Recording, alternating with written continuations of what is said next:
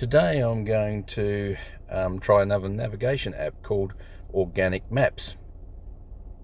Just recently downloaded it from the Play Store, and we'll go over to Eastland, which is my regular route today.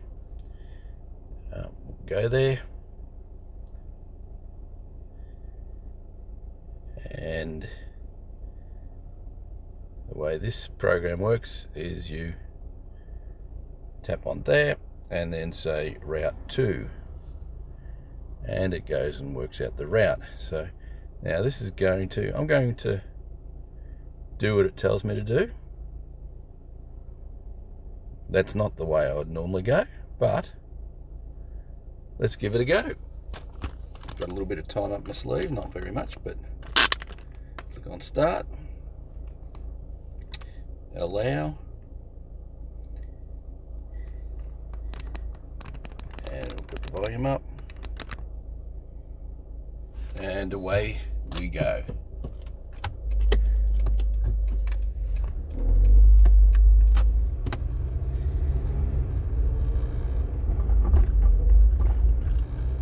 Turn left.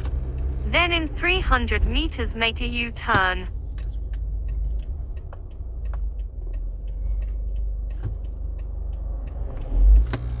Now this, I would normally head east, right up at Blackburn Road, turn left onto Doncaster Road, Mitcham Road, and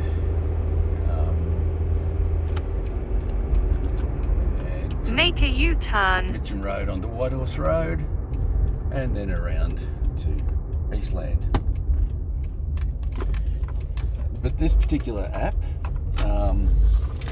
I think I read that it does the shortest distance. In 300 meters, turn left. But, well, if you don't know an area, you have to use a navigation app and turn left. You use a map or a navigation app, and sometimes it's a good route. Other times not so good. I've had a couple of Google routes that just were so back road, as in into the back streets, curving, winding around. Another one going in Tasmania where it decided to take us up a dirt track, a four-wheel drive track. And this car is definitely not built for four-wheel drive tracks. So I had to backtrack. Lost about, half an hour of travel time as a result of it. So, Google's let me down a couple of times with it. So it's taught me that you need to check your routes that it's being suggested. So, this one, just letting it go with the flow. Now, the first good thing about it is, I didn't expect this, but it's got the speed limit for the road on it. It's not showing me the speed that I'm going, but it's showing me the speed limit. And of course, I probably don't need to know the speed I'm going, because at the end of the day, I've got a speedometer in my car, and that's good enough. Yeah, sure, it's about 4 kilometres an hour over, so if I just bump it up those 4 kilometres, I'm travelling at the speed limit.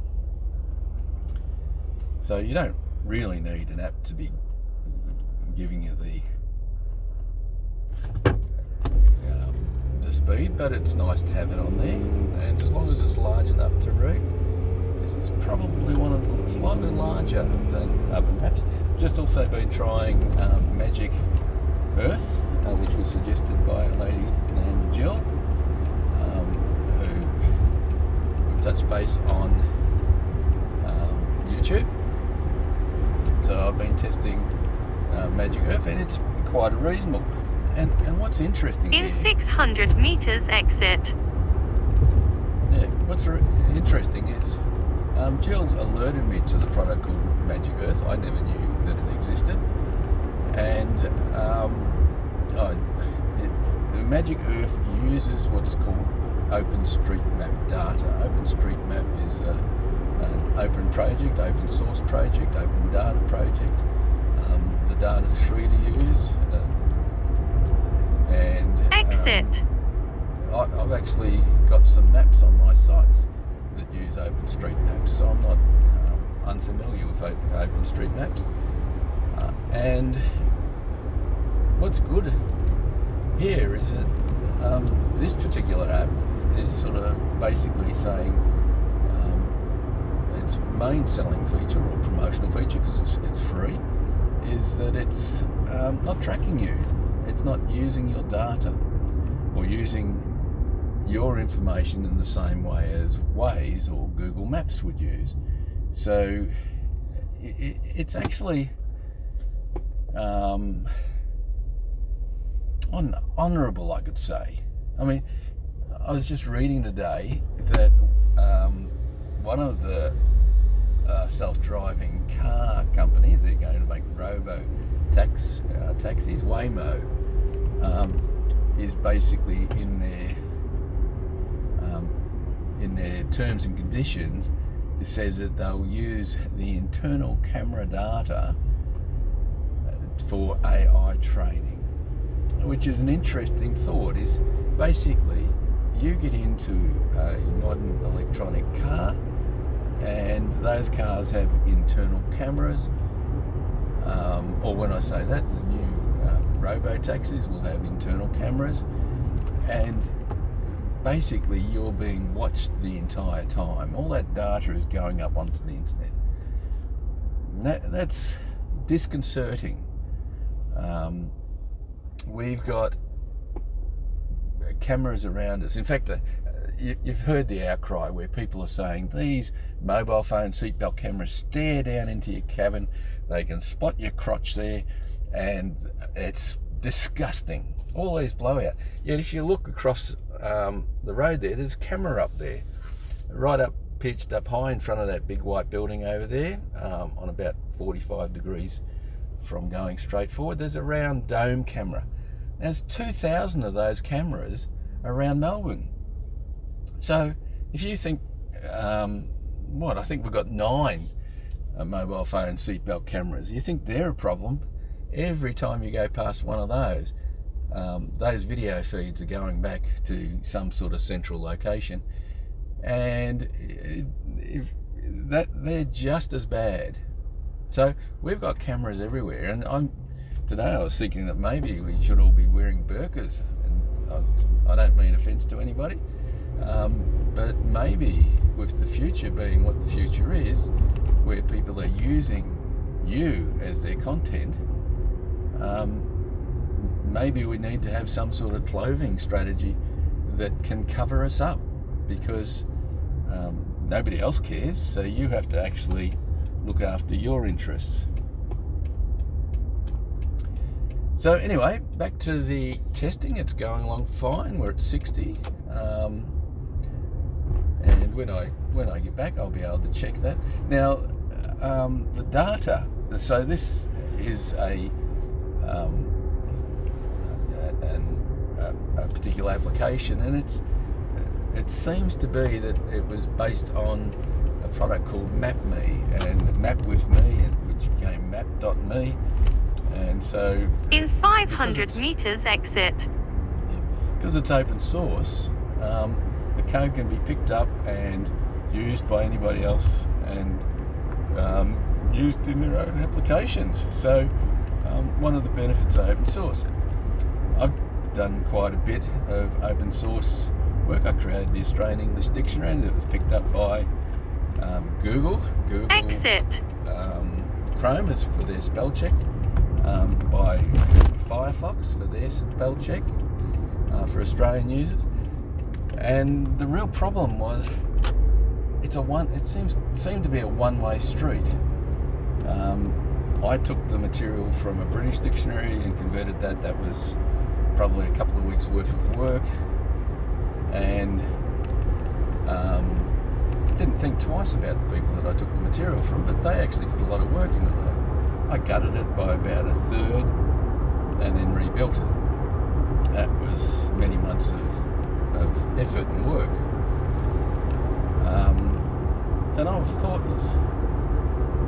But payback is, as they say, I won't say it, but payback is what it is. And result was that I put my open source work up on the internet, and every company came along and took that work and incorporated that into their projects, and I made nothing from that work.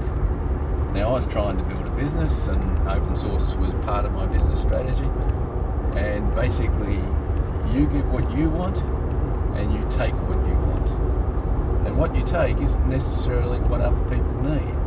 So it's very much of a selfish environment.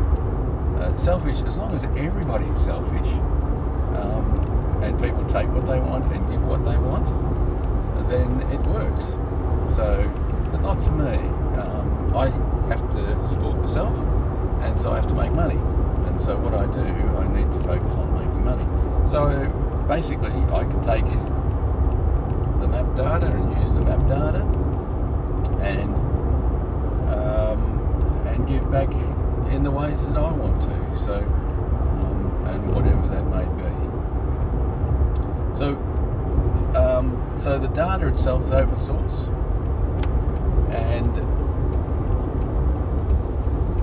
is open. People can modify the maps, include the data. I just noticed the data for this particular application was last downloaded in February, so that's a couple of months old. So you can expect probably monthly updates to the maps, or I downloaded the map. If I don't download a new map, the data won't necessarily get updated.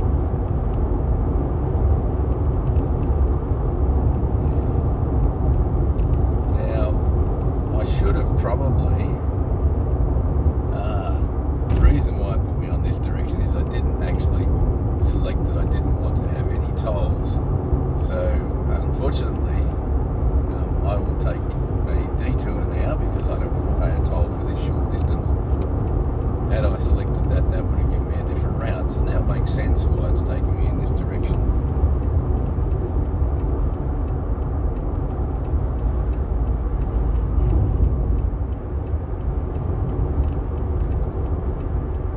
So there is probably an option on there, but because it's just recently installed it, I haven't actually selected the option to say avoid tolls, which I should have. So my apologies for that.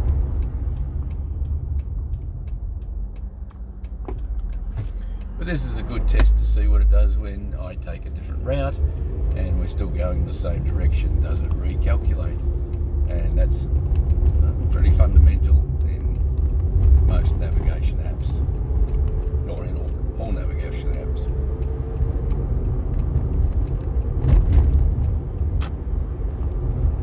Recalculating the route. Make a U-turn. Then in 200 meters exit. So it will take a little while before it stabilises that I'm not going back there. Recalculating the route. In 300 meters, make a U-turn. White Horse Road. It's picked up the speed limit for this road, so that was good. It's picked up the speed limit for the freeway, which was also make a U-turn. The app itself is very clear, and not very little clutter. Now, recalculating the route. One of the things in 300 meters, make a U-turn. OpenStreetMap's data is it is possible for anybody to go in and edit that data. So, for example, if this sign, which used to be 70, which is now 60, that's just coming up, if this sign hasn't been updated, then you can go in there and update it. Now, the real problem is it's probably quite a degree of learning, because it's not just here's a sign. This is a road, a trunk road, and on this road has attributes. What you do for speed signs is you have nodes. So this section of the road stops here, and then the next section of the road starts. So as you can see, picked it up 60 kilometres an hour, and that's up to date. That's excellent. Make a U-turn.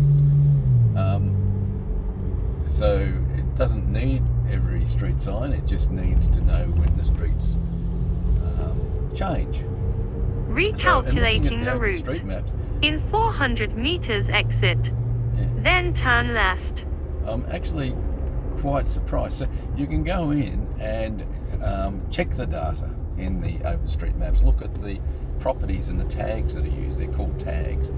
And so one section where it was had a time of day limitation, I was able to go in and say normal or maximum speed is 60. Exit. Then turn left. And then at certain times of day, between 7 a.m. and I think 8 p.m. Then the particular road was 40 kilometres an hour. So you can actually turn left to the tag the road to have certain times of days and certain days of the week and public holidays and school days. So it's quite comprehensive, and it should cover most of the combinations that you expect. But it is a learning curve to update that data and be proficient, not make mistakes, because remember, you're impacting others who also use that data. And a lot of businesses pick up that data and use that data, and organisations use that data. So it's not just doing something for yourself, it's a change will impact others. But of course, if you impact others, in time somebody else will see that, pick it up, modify it. So to a degree it is self-correcting, unless you get some trolls wanting to wreak havoc, and then it sort of it has to be monitored quite closely. But they usually have administrators doing that, and if something doesn't look right, they'll reverse that change out. So if there's a malicious actor in the mix, they will be picked up and dealt with. So you've got your data, then you've got your application. So this is based on open source. So in fact, the original map with me was open source or something, and then, as if I read the Wiktionary Wikimedia entry, it was taken over by another organisation, commercial organisation, became map.me, and the people didn't like what they were doing, so they forked it. They took the code and created an open source, which is what this particular application is based on. So we're now going through 70 kilometres an hour.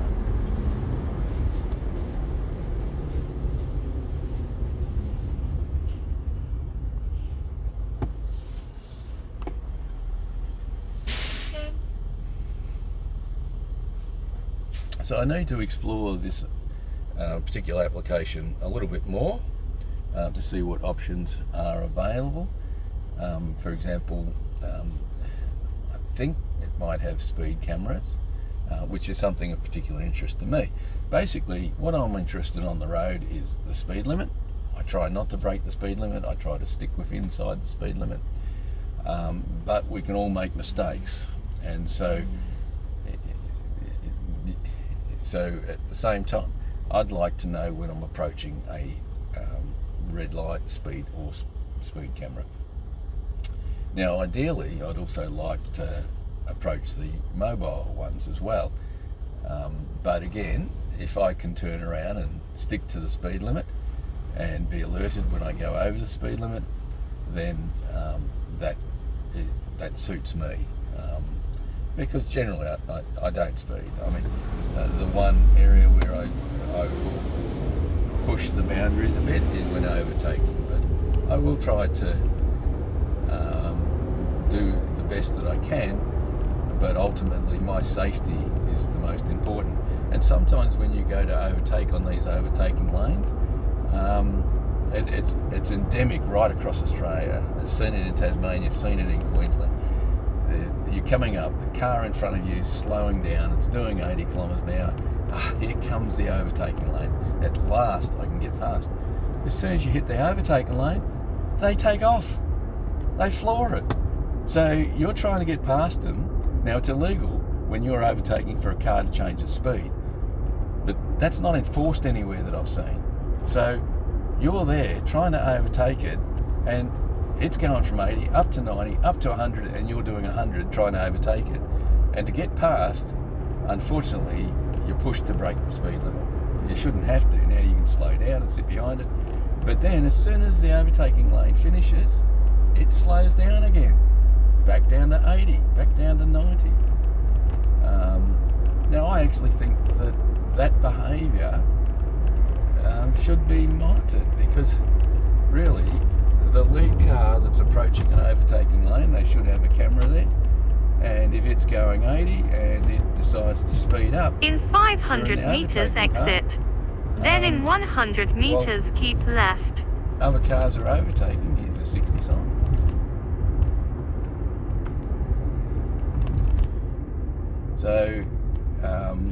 So I just, that to me is terrible behaviour. And I've seen it quite dangerous, because once the overtaking lane finishes, it narrows off, and often it actually slows down and goes around a curve. I've seen that up in Queensland. And I mean, logging trucks in Tasmania doing exactly the same. Anyway, I just sort of think that's one really bad driving habit that Australians have got. If somebody goes to overtake you, you speed up. Really? Anyway, so far this application has done very well. I don't know yet if I've been speeding or not. I don't know if it will alert me. Exit. Then in 100 meters keep left. And it's actually telling me the direction that keep left. I would go. So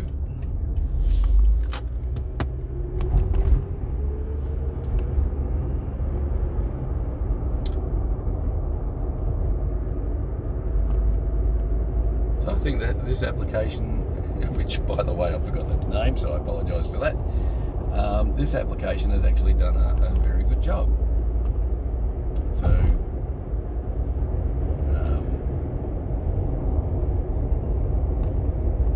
it's just a matter now of looking at the settings. I don't like to set the speed alert at exactly the speed limit, because you often fluctuate 1 or 2 kilometres above or below, and that's far more comfortable. In 700 meters turn right. Yeah, then in 100 meters turn left. When you've got your cruise control on, the cruise control is not exact. So I've found on a 100 kilometre-hour road, you put it on 100, you sit on 100, and there's a slight dip in the road or whatever, and the car will speed up, it will correct itself, but it will go a couple of kilometres an hour over, and that can cause, for example, on dash cams, binging. Turn right. Which is quite annoying. Then in 100 meters turn left. Anyway, thank you very much for joining me on this trip today.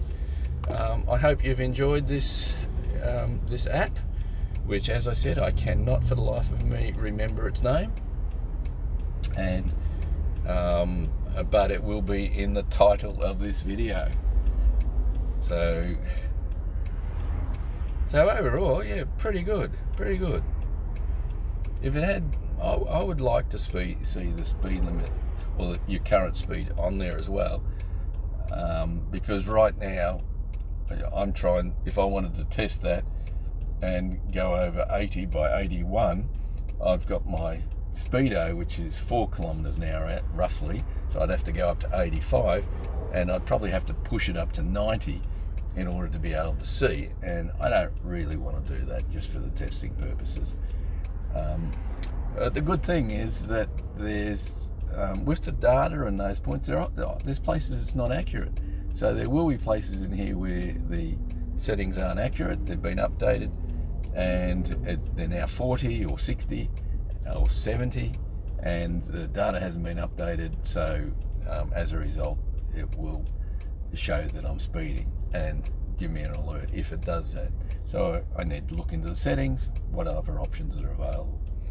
So overall, navigation wise, it's okay. Doesn't give me multiple routes. I did watch somebody, you can actually put points into your route, So if you did want to go a slightly different direction rather than the suggested one, which is often the case, you can actually modify the route and then start. So anyway, thank you very much for joining me, and until the next video.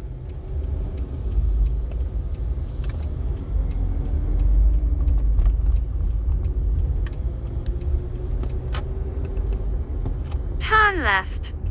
Then you'll arrive.